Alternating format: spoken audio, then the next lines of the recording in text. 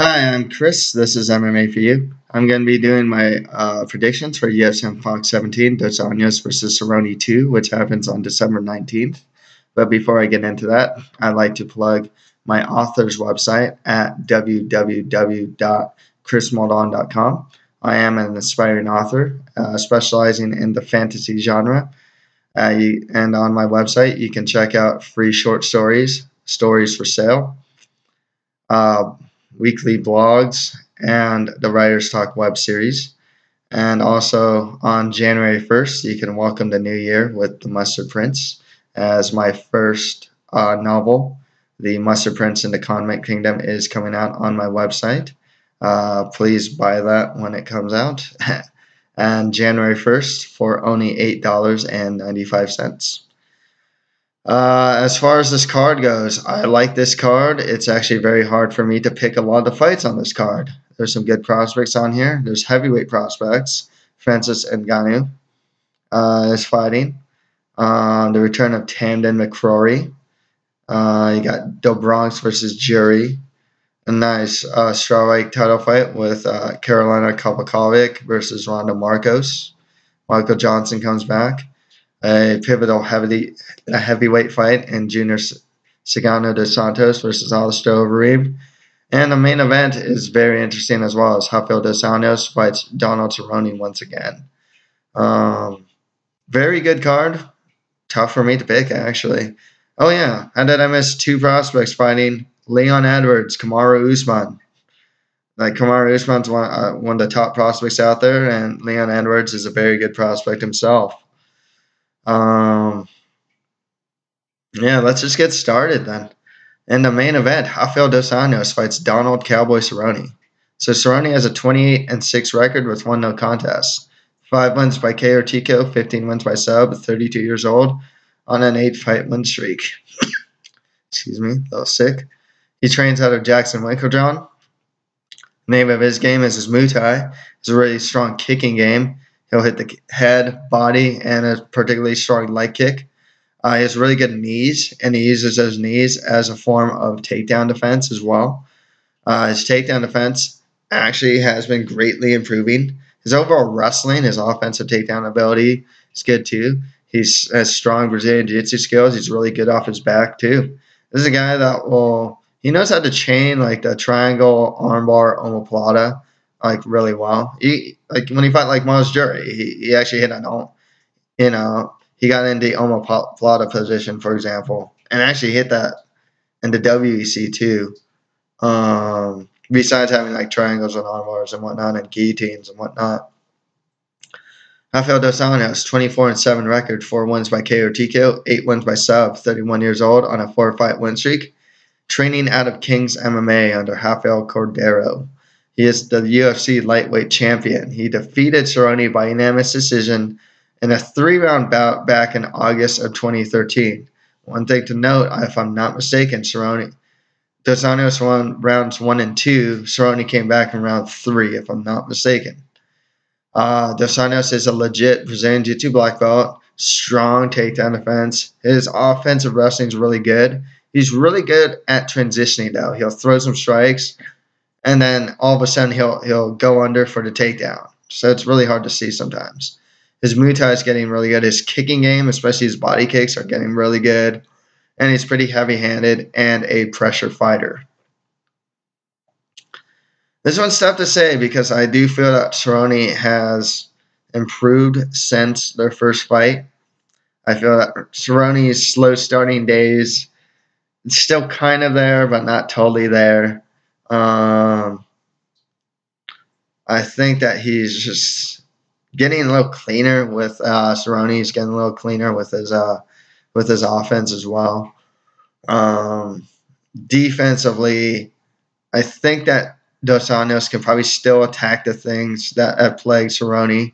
Cerrone, he's still a bit susceptible to the body. You can see Dos Anjos definitely working that. And Cerrone is something of a rhythm fighter. He needs to be in his pace, his rhythm, and whatnot, and then he starts to really excel. But I can see Dos Anjos really disrupting the rhythm. I can see Dos Anjos taking Cerrone down, some opportunistic takedowns. Dos Anjos being a pressure fighter, I think actually hurts Cerrone. Cerrone is a type that does need some space to land his offense. And I can just see Dos Anjos mixing in the stand-up, mixing in wrestling to get the decision win. So, yeah, Rafael dos Anjos by decision. Next fight after that, Junior Cigano dos Santos fights Alistair the Reem Overeem. Overeem has a 39-14 record with 1 no contest, 16 wins by KO or TKOs, 19 wins by sub. He also has 9 losses by KO or TKO and 2 losses by sub. At 35 years old, he'll be the taller fighter at 6'5" on a 2-fight win streak, most recently beating Roy Nelson. Trains out of Jackson Winkledown these days. He's a former Strikeforce heavyweight champion. At his best with Overeem, he has strong Muay Thai, particularly strong knees. He's heavy-handed. His Brazilian Jiu-Jitsu skills are good. He has a good guillotine and just has an overall good Brazilian Jiu-Jitsu game. His takedown defense is actually pretty solid. He's kind of hard to take down, and he has some pretty good wrestling. However, his cardio is not very good, and his chin pretty much sucks. So he's a guy that gets hit once. He's not resilient either, you know. He's a guy that gets dropped or wobbled quite often. Junior dos Santos, 17-3 record, 12 wins by KO or TKO, 2 wins by sub, 31 years old. He's 6'4". He's last fought Stipe Miocic back in December of 2014. He is a former UFC heavyweight champion. He's trading wins and losses right now. At his best, he has strong boxing, real heavy-handed. He's got a really good chin. His takedown defense is really good. His ability to get back to his feet when taken down is really good. Stand-up defense, though, needs a lot of work. Now, if this was prime Dos Santos, I would be super confident in picking him. I'm still going to pick Dos Santos by knockout. But Dos Santos, with his 2 wars with Cain Velasquez and his war with Stipe Miocic, I noticed that Dos Santos is he looks like he's slowing down. Like, those fights really took a lot out of him. And he's a guy that gets injured a good amount of times, like in training and whatnot. So you don't see him fight very much sometimes. So I think his body is slowly breaking down, like really bad, really quick too. I think he's becoming less of a technical boxer and becoming more of a brawler. But he's fighting Overeem. I like what Overeem's been doing lately. He has something of an in and out style fighting. When he did, what he utilized against Roy Nelson, I thought was really good. He went in, threw a knee, get out. Came in, threw a hard strike, get out. Problem is, he can't keep that up. His cardio is just not good enough to really keep that up. But I think it's an effective way of fighting for Overeem, who's, for one, he's such a single strike type of guy. So it's actually kind of effective to just go in with 1 strike, get out. I think it works. I'm going to pick Dos Santos to eventually catch Overeem. And I can see Dos Santos getting that KO or TKO victory. I can see Overeem maybe getting a couple good shots in on Dos Santos, maybe even getting him in trouble. But especially off a counter or something like that, I can see Dos Santos getting something overhand right or something like that on Overeem and knocking him out. So, yeah, I'll go with Junior Dos Santos getting the KO or TKO victory. Next fight that, Nate Diaz fights Michael Johnson. Nate Diaz, 17-10 record, 4 wins by KO or TKO, 11 wins by sub, 30 years old. He'll be the taller fighter at 6 foot, training out of Cesar Gracie's. He's only won 1 of his last 4 fights. And he last fought in December of 2014. I think that was against Rafael dos Anjos, where he just got beat up pretty bad. He is an Ultimate Fighter winner. Nate Diaz, he's if I'm not mistaken, he's a BJJ black belt at this point. He's really strong off his back. His boxing is good. He has that Diaz style boxing. It's real high volume, but his takedown defense isn't that great. Michael Johnson, 16-9 record, 7 wins by KO or TKO, 2 wins by sub. Has the 6 losses by submission. 29 years old. He's 5'10", training out of Brazilians. He's a strong kickboxer. Uses combinations well. He's shown to be a bit heavy-handed at this point. His takedown defense has shown to be pretty good too. With that said, I don't see why Michael Johnson can't win this fight. I also wonder about the motivation of Nate Diaz at this point. He seems to always want like a new contract. He looked overweight against Dos Anjos and just looked terrible. Even if that wasn't the case, I like Michael Johnson striking. He will hit angles. Hits good angles for his strikes. I think he's the heavier striker, heavier-handed striker than Nate Diaz. I can see him catching Diaz a couple times. Not knocking him out or anything like that, but just hitting him consistently enough. Moving around enough. Because at this point, the Diaz brothers are getting game planned around. And it seems like a lot of guys know how to game plan around the Diaz brothers these days. I can see Diaz or Johnson just using some movement, hitting angles for combinations, and getting the decision victory. So, Michael Johnson by decision. Next fight after that, Karolina Kowalkiewicz fights Randa Quiet Storm Markos. Kowalkiewicz, 7-0 undefeated record with 1 win by TKO, 2 wins by sub, 30 years old. It's going to be the shorter fighter at 5'3". It's her first fight in the UFC. She has some pretty solid stand-up, and her grappling game's good too. She beat Michigan Noe and made a stand-up battle, which was a lot of fun. And then he also beat this one Brazilian fighter. I forgot her name, who's actually pretty good and big for the weight class. Kowalkiewicz has a win over her. Jeez. Kalindra Faria. Yeah, she also beat Kalindra Faria, so she has some good wins. Randa Markos, 5-2 record, 3 wins by sub, 2 wins by decision, 30 years old. She's 5'5". The Fight Finder says she trains on Michigan top team, but there was a UFC Ultimate Insider that actually showed that she's training at a TriStar. She's trading wins and losses right now. With Markos, she's a good wrestler. Her takedown defense actually isn't that great because she gets kind of reckless with the stand-up. She's relatively heavy-handed, and her cardio still needs some work.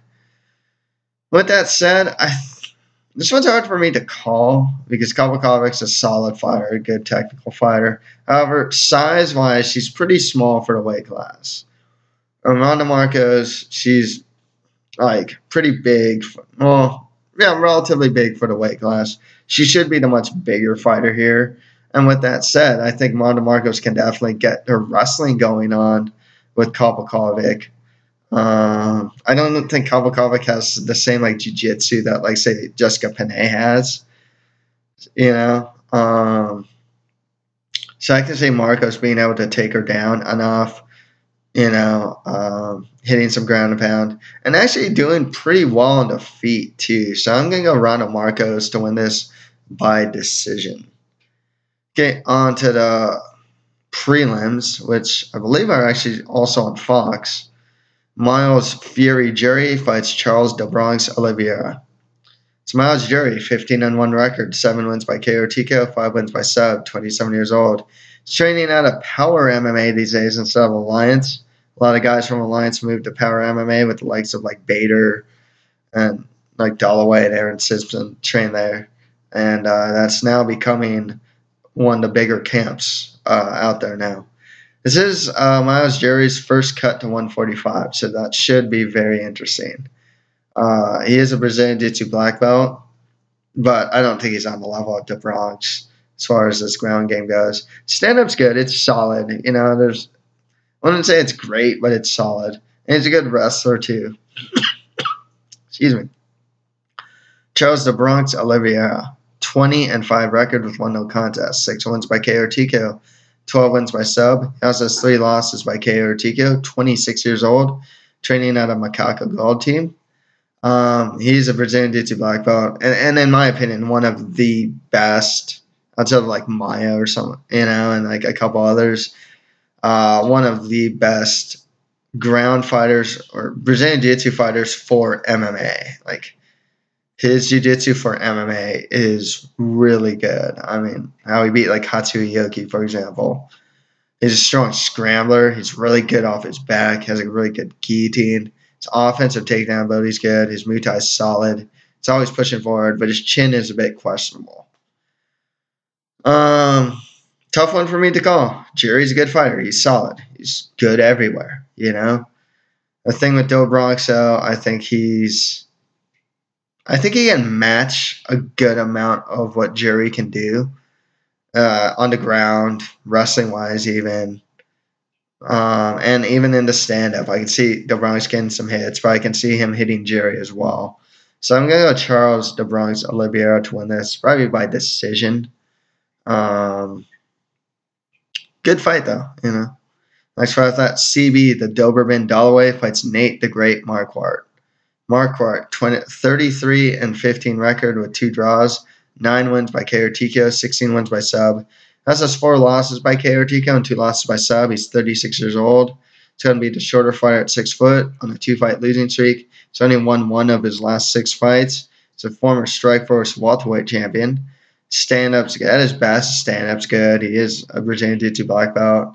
His wrestling's good. However, the biggest problem with Marquardt is he's clearly declining. He's slow. He's just a lot slower these days. He does not take a hit very well. His chin has been a bit questionable as of late. Dollaway, 15-7 record, 6 wins by KO or TKO, 3 wins by sub. Has 3 losses by KO or TKO and 2 losses by sub. 32 years old. He's a taller fighter at 6'2" on a 2-fight losing streak. Trains out of Power MMA. Dollaway has some good wrestling with some good top control. His boxing is improving. Brazilian Jiu-Jitsu skills are good. His cardio is a bit questionable, though. With that said, I see no reason why Dollaway shouldn't win this one. He seems to be in pretty much his prime, and his boxing is getting good. He's showing some heavy-handedness, so I got CB Dollaway winning this by KO or TKO. Next fight after that, Sarah Kaufman fights Valentina Bullet Shevchenko. Shevchenko, 11-1 record, 4 wins by KO or TKO, 5 wins by sub.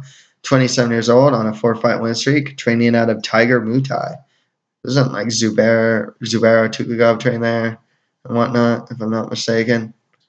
It's her first fight in the UFC, and she is taking this fight on short notice. It's supposed to be Jermaine de Rondami, who's supposed to fight Sarah Kaufman.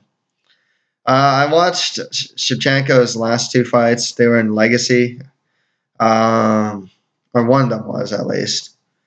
Her stand-up's good. I actually like her kicks. She actually throws some pretty good combinations. She'll throw like some punch combination followed by a kick. Her offensive takedown ability isn't that bad, especially from the clinch. And her ground and pound isn't that bad either.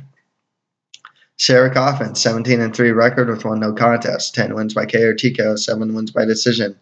She has all 3 of her losses are actually by armbar. 1 from Rousey, 1 from Alexis Davis, and 1 to Marlos Kunin. Kaufman is 30 years old. She'll be she's a former Strikeforce women's bantamweight champion. Name it. She only throws 3 strikes. She has good boxing. She's high volume. She'll throw like a 1-2 and a leg kick. And that's it. It's usually an inside leg kick too. And that's it. And a clinch. I mean, that's her offense right there. The 1, the jab, the cross, leg kick, and a clinch. And her takedown defense is really good too. She's a really good sprawl. She's just really strong too. With that said, I mean, this fight is just on short notice for Shevchenko, and it's a pretty substantial step up in competition. Despite my criticism over Sarah Kaufman, what her offense has, she's put to good use. I mean, like I said, she doesn't do much, but it's very effective with what she does do. I think she can just out-volume Shevchenko, defend her takedowns. And, the problem with Kaufman is she has such a square stance. A lot of her punches are arm punches, so she doesn't really, wobble opponents too much. So with that said, I'm going to go with Sarah Kaufman by decision. Next fight after that, Tamdan, the Barn Camp McCrory, fights Josh Anqua Samman. This one's really hard for me to call. McCrory has a 13-3 record, 7 wins by KO or TKO, 5 wins by sub, and 2 losses by submission. 29 years old. He's 6'4". He's on a 2-fight winning streak. I think he's in the right weight class at middleweight. He's returning to the UFC since August of 2009. Since then, he's fought in Bellator and done very well in Bellator, knocking out Brennan Ward. He has some strong Brazilian jiu-jitsu skills. His boxing's improving. He's shown power in his strikes. His overall wrestling game's not that bad either. Josh Samman, 12-2 record, 7 wins by KO TKO, 4 wins by sub. 27 years old. He's 6'3", on a 4-fight win streak, training out of MMA Masters. He's a good wrestler, good takedown defense. Stand-ups, not too bad. He throws a little too many single strikes for my taste. But he has like a pretty nice head kick, for example. And his Brazilian jiu-jitsu skills, he'll take the back really well and whatnot. Has some really strong ground and pound as well. This is, like I said, tough for me to call. I've liked what I saw out of McCrory, but I've been greatly underestimating Samman. I think Samman's kind of been putting, more or less just been putting everything together as of late. He's really hitting his stride. Just recently got that rear naked choke win. I like what I see from Samman. I think he can probably get takedowns from McCrory. Maybe get some top position on him. Tough for me to call, though, because McCrory's been just really improving himself. But I am going to go Josh Samman to win this one. And I'll go by sub. Not confident in the finish at all. Not confident in the pick, to be honest with you. I think this is a really well-matched fight. But, I'll go Josh Samman, be able to take the back and get the sub. Okay, on to Fight Pass prelims. This fight's actually really hard for me to call, too. As Danny Last Call Castillo fights Nick the Carney Lentz. This is at 155. So, Lentz, 25-7 record with 2 draws and 1 no contest.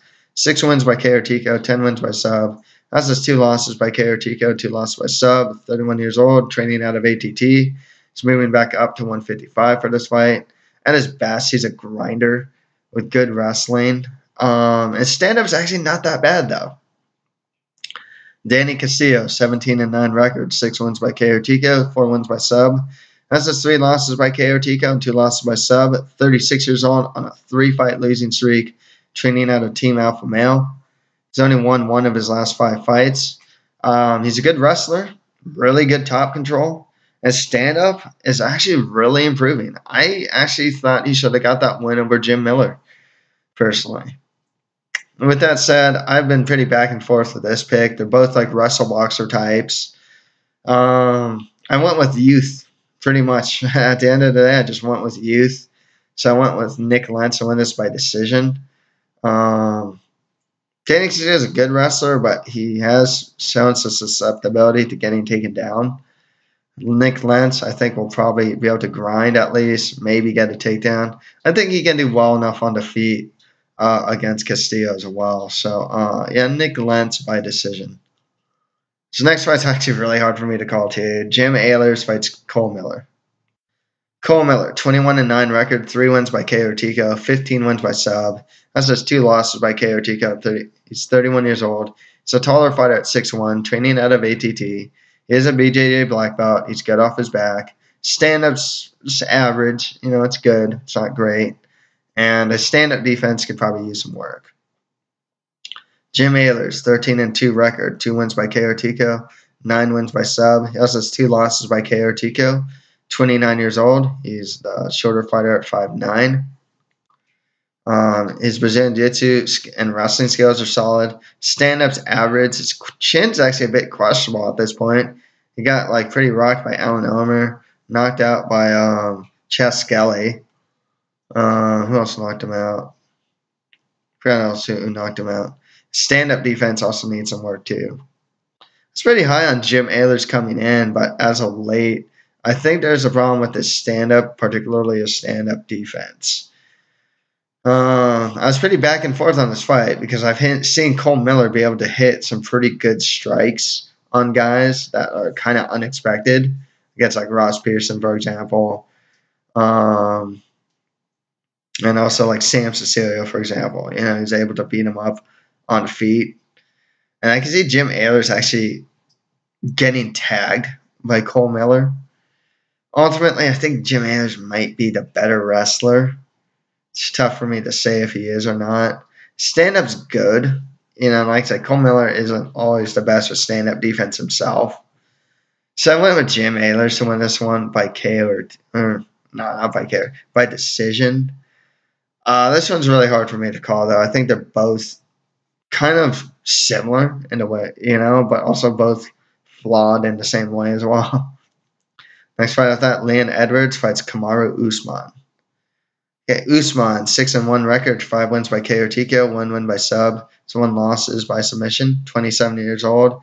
He's on a 5-fight win streak, training out of Blackzilians. He's an Ultimate Fighter winner. He's a finisher. He's never been to decision. A really strong wrestler with good ground and pound.